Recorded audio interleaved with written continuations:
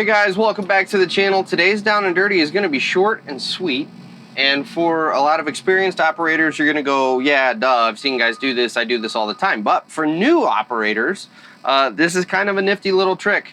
If you're in an excavator and you just need to throw down a super rough grade, you're not getting super dialed in super tight, as you can see on this excavator, I have, I don't know, this is probably a 30-inch bucket. So if even that, maybe that's even a 24. It's not a very wide bucket, but this is a 210 excavator. This is a decent sized machine. I can grade with a substantially wider bucket. Now, full disclosure, this only works if you have a thumb, because you got to have something to grip it. But as you can see out here in front of me, I got this nice stout log. And what I can do is if I grip this at the very tip of my bucket, it's going to take me just a second to get it lined up. Now you can see I've got a really nice wide grading edge. And so what I can do is I can grab that sucker, I can bring it over here, and I can just start dragging it. Whoops. So it'll take a little second. You do want to get the angle right, so you do want to be fairly vertical with your bucket and your thumb, just so it doesn't slip back in your bucket like you just saw it do just there. And this may not be the best log now that I've recorded this, you know. Now that I've committed to recording this and showing you guys this trick, it's not going to work for me. I may need to go grab one of the fatter logs over there. Part of the problem too is this thumb doesn't really line up with this bucket. But what you can see is we can take this and we can really start grading with it. Okay, you know what? This log's determined to make me look dumb for this Down and Dirty. So I'm gonna do one better. We're gonna go over here and we're gonna get this big fat mama and we're gonna do it right. But anyway, as you can see what I'm going to do, you can see the concept. We're actually going to use one of these logs as kind of almost a screed, and that's going to allow us to rough grade a much larger area. Like I said, this is for rough grading. Obviously you're not gonna finish grade with this sucker.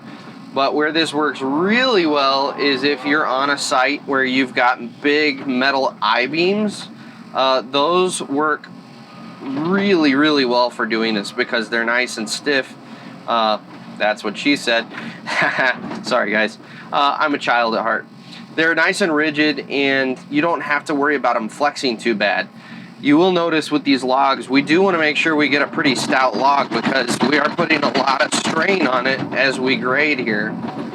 But now, as you can see, well, all I'm doing is slicking this side off so that we're supposed to get some snow in the next couple of days.